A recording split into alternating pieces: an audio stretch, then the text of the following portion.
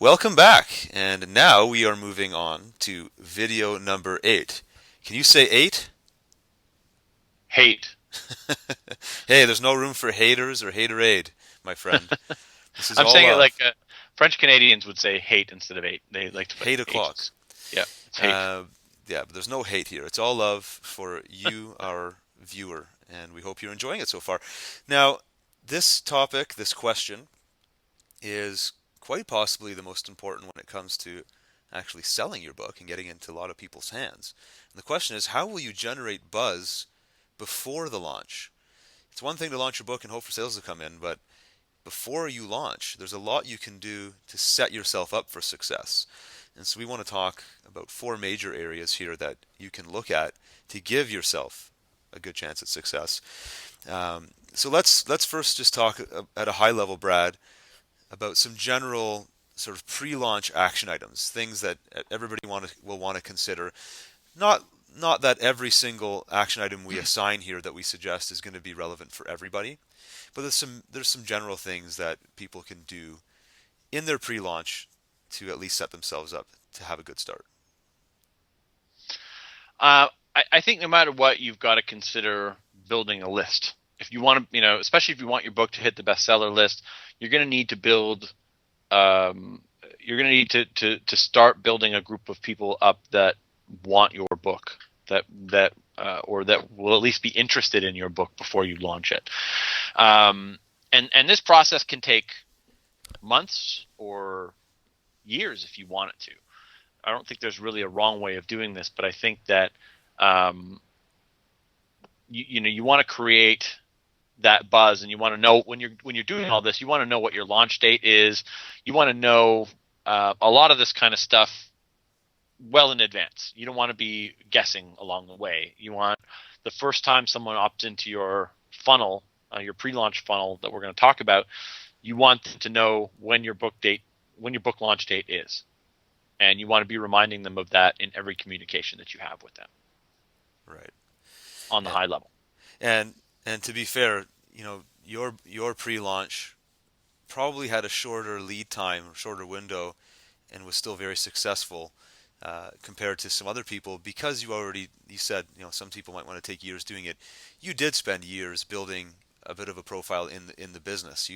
People already knew who you were, and I think that's an important distinction because you can still have a successful book. You can still do a successful book launch and become a bestseller, even if you didn't have people who knew about you ahead of time in your situation.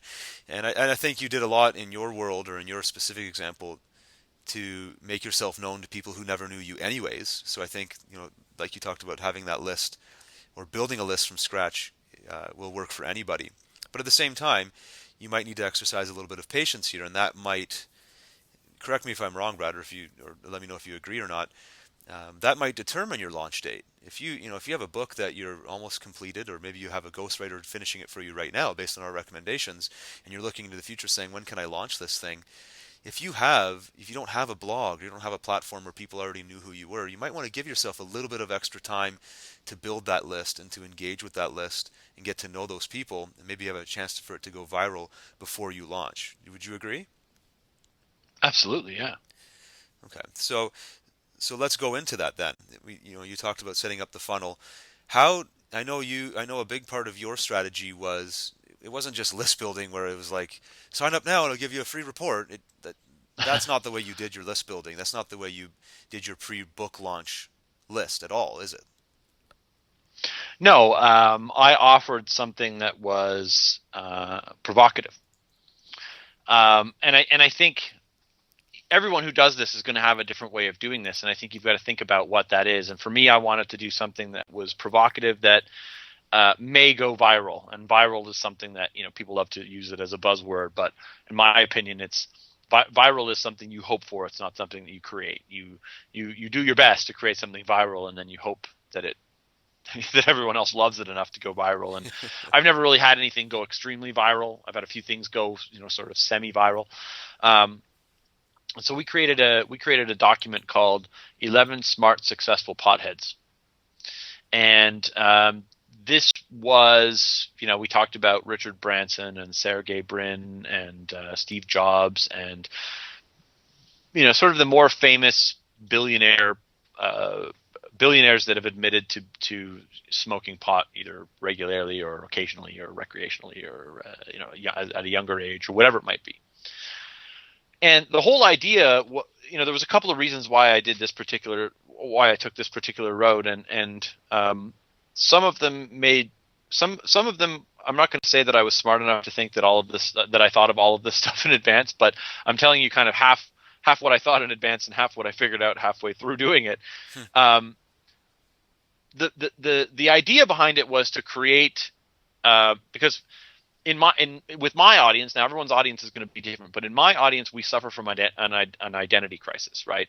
I was marketing to potheads, remember? So our identity crisis is that we are seen in a negative light. People who smoke pot are often, there's a stereotype of stay at home, mom's basement, no job, no ambition, no drive, all of that kind of stuff. Those are the kind of character traits that we're used to seeing. Lazy potheads. In anti-drug commercials and all this kind of stuff. And so I wanted to flip that around, and I wanted to give people who enjoyed pot a you're the rallying something voice. that they could something that they could use and promote to their friends as a way to say, hey, it's not all stupid dummies in their mom's basement like you see in the stoner movies and all that kind of stuff. It's, there are a lot of high functioning entrepreneurs. There are a lot of people who enjoy marijuana and also are successful. And that one doesn't precipitate the other in either way. It doesn't make you successful, but it also doesn't make you lazy. You're either lazy and unmotivated, or you're motivated and successful. And whether you drink or smoke pot or smoke cigarettes or snort coke or shoot heroin, I don't care what it is that you do. That doesn't. I don't believe anyway. Most of those things aren't going to take away from one or the other. You're either gonna be lazy because you're lazy, or you're going to be driven because you're driven. And that was kind of the message I wanted to share. And then the other thing that it did, which was kind of a secondary thing, and I didn't see this in advance, although a copywriter pointed it out to me and said, this was very smart on your part. And I kind of nodded my head like, yes, I planned it that way, but I didn't really. He said to me that what you did here was that you aligned yourself with all of these very successful people. And by being the conduit of this information, you've actually positioned yourself with these people. And your audience now sees you as one of them. And I didn't really think of it. It's not something that I had planned or had thought about, but it did kind of work well. It helped to elevate a bit of authority for me to kind of associate myself with that. So maybe for you, that is talking about a big brand, or that's talking about other people like I did, or maybe it's talking about aligning yourself with something big. In other words, Yeah, well, you see that all the time with professional high paid speakers, and their bios always say something to the effect of, he's was the keynote speaker at Coca-Cola's convention, and they rhyme off all these different gigs they had, aligning them. So they don't work for those companies. They did one gig with them, but oh, this guy was good enough for Coca-Cola. Damn, like I got to work with this guy. And yes. even if it was just like one small division of Coca-Cola's department in some small state or whatever, it's still that brand, that corporation they can align themselves with, and it has this subconscious effect. So I hear what you're saying. That's powerful stuff. Yeah. And so I guess really the takeaway here for you watching is looking at Brad's example, which I love the pod. You were the motivational speaker to the podheads, but you made them look at their lives in a totally different way. It's almost like you gave them permission to think and feel in a new way, and that made an emotional connection that totally made them want to buy your book. How can you make your audience do something similar? How can you say something in a different way or present something in a different way? That maybe it may be just general information like those. I'm sure there were articles about Richard Branson having to admitted smoking pot, but you took that information and spun it in a way that served you and made your audience feel really awesome, and then they related that feeling of awesome back to your book. And and then of course you had, kind of tying back to our main point here, which is how are you going to generate buzz before the launch, is you tied that all back into your list strategy, which was not just building a list, but engaging with that list often, sending them great information. And also, maybe you want to touch on this, you would send updates all the time, and a lot of those updates were, P.S. book's coming out on this date. P.S. here's a calendar invite. That worked pretty well Yeah. for you, didn't it? Yeah, I did a lot of that stuff when I as I continued to mail the list, I sent them more tangible content, more stuff. And through that process, yeah, I constantly reminded them of the book launch date, told them that I wanted them to buy it, hyped it up, mentioned things that I was talking about in my book along the way, that kind of stuff. All very important. The other thing that I want to mention about that piece of content is that I also made it very easy to share on Facebook and Twitter. I made it, and I did it in such a way where if you shared it on Facebook, I would get you to go through my own sort of opt-in funnel and join my list. And I got a lot of people sharing that because they wanted to share it. They wanted their friends to see, hey, look at this. And so think about, again, you can't force virility. You can't make something viral, but at the same time, you can provide all the components to make it easier for it to happen.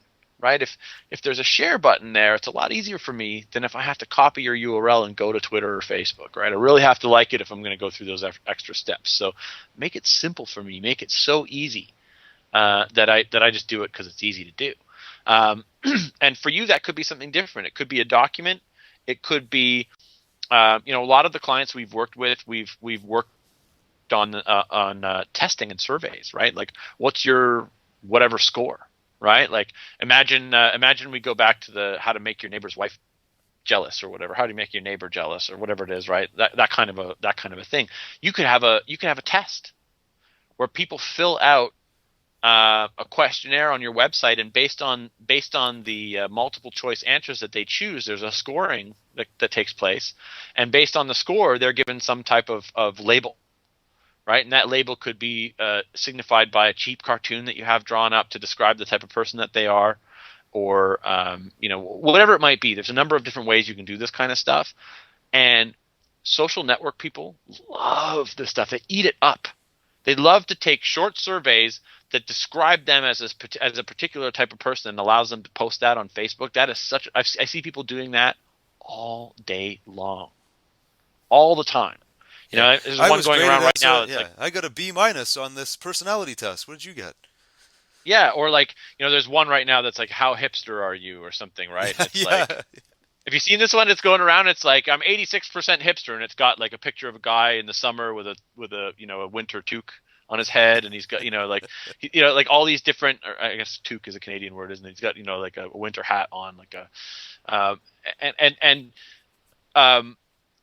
having that imagery to go with it, and having like a humorous write up about that particular personality type that might describe you, makes it more fun and more interactive, because you've answered some questions and it's revealed some stuff about you that to be true. You'll share that stuff. And that's it's easy to talk about, but it is actually a pretty simple exercise to go through. It doesn't have to be some long 50 question process. It could be 4 questions. It could be 7. It could be 20. It could be, it doesn't have to be a huge number, but something fun for people that makes them want to share that. And then people see, oh, oh, Justin got this score. What am I going to get if I take the test, right? And that's that's kind of giving you all the things that you could possibly do to make something viral. And of course, at the end of the test, they have to give you their name and email address, or they have to connect with Facebook or something to get the result. And when they connect with Facebook, you're getting their information, so they're going on your list, and you're able to now post those results And to the their chances wall. of them actually connecting are really high now because they're invested in that questionnaire. They spent the time, so it's like, I already spent the Yeah, time. I'm getting this answer, so yeah, I'll give them my email or whatever. Um, yeah, so yeah, that's a great point. And just to kind of close this point off, a lot of the stuff we're talking about here feeds into something a little bit bigger, a bigger concept, which is the idea of personal branding. And in most cases, if you want to publish a book and you want to be the whole DIY bestseller guy or girl, um, most of the time we're talking about somebody who's going to be personally branded. Obviously, you don't have to do it under your own name, but our examples are all citing personal branding. So, Brad, I wanted to quickly touch on that. There's a lot of things you can do for personal branding, and this product is actually going to include a copy of Brad's personal branding report, which I highly recommend you read through that. It's just a quick read, but it's going to give you some great suggestions on how to position yourself in your own personal brand. Uh, but even one of the first questions I asked you in this video, Brad, was the fact that your pre-launch lead time was a lot shorter than it might be for other people because you have been personally branding for years, and that included things like the way you interact on Twitter, having a video blog, and so on. What are some things people can do beyond what you say in your report? Maybe we can just quickly gloss over some of the ideas now. What are some things people can do to strengthen their personal brand so that it ties into having a really successful uh, pre-launch? I think it's important that people know you, the person, the author of the book. Um, Whether that's through videos or through photos or other, those are really the two top ways you can get yourself out there. Is more photos of yourself, good quality professional photos of yourself, and more videos of you, because people want to feel like they know you to a point where they like you. If they like you, they'll buy stuff from you, because if they like you, chances are it's because they're like you. We like the people who are like us, right? We don't like people who aren't like us. So, uh, you know, I bring my own personality to my videos. I do things my own way, and I create a lot of content that has me in it, so that people get to know my voice, my name, my face, my message. And the more of it they get, the easier it is to buy something from me. People sometimes think that you can give too much of yourself and then nobody's interested. I found it to be Yeah, the it's the opposite. opposite for sure. If you put a lot out there, more people will be interested. Yeah, Because not everybody sees everything. You, as the creator, see everything you create and think to yourself, "Well, why is somebody going to want me to talk about being an author again?" yeah, Because they didn't see the last one that you did. yeah. And in And they did, reality, they maybe saw 10% of it, and of that 10%, they probably only gave 50% of their attention to because they had 50 other things on the go while they were reading that piece of content or watching your. They got halfway through your blog video that you spent a week writing or a Yep. week shooting, and we see this all. Like you and I get blog. We've done video blogging for years, and it's served us very well. In fact, you and I both do a lot of coaching. We get deals because we're on camera and people feel like they can trust us. But we also get our videos done in a matter of minutes. We don't we don't sit there doing takes 7, 8, 9, and 10 and editing them all together unless we're doing something very important. We just get it out there, and that's the personal branding, because we understand that we're lucky to get somebody's attention, full undivided attention, for a couple of minutes at best. So just put Yep. a lot of it out there, even if some of it's repeating, if it, even some of it's already in a paid product you're offering and now you're giving it away for free. It doesn't matter. The chances of them actually seeing that stuff or even recognizing the difference between the two is slim. The important thing is getting it out there, and in as many forms as possible: written, video, audio, presenting, doing talks. I like your suggestion of photos. I want to do more of that myself. All of that will lead to personal branding, and obviously makes your pre-launch generating buzz a lot easier. Anything to add before we close off? No, I think that no, I think I just wanted to say it one more time that you can't do this enough. You can't put yourself out there enough. It's as the person doing it, it sometimes seems like too much, but it never is. Yeah. Well, and actually, yeah, as a second closing off point, I know your book, a lot of your ideas came from successful blog posts. You were able, because Yes, you'd it is. done this for so long, you were able to go back and, oh, this blog post had 74 comments. The other one had 4 or whatever, right? So that's a topic I'm going to write about. And I think, what would you say, like over half of your chapters came from video blog posts? Or were Yeah. inspired by, at least? Yeah, the majority of them were inspired by blog posts I had already done, um, that had a lot of engagement, made it a lot easier to figure out what I was going to do. So by branding myself, I actually had figured out which of the topics I talked about that were the most that resonated the most with people. Amazing. So that's your takeaway for this video, is to start doing more branding and putting more stuff out there, and then watch for the reaction of your audience. Do more of that. We'll see you in video number 9.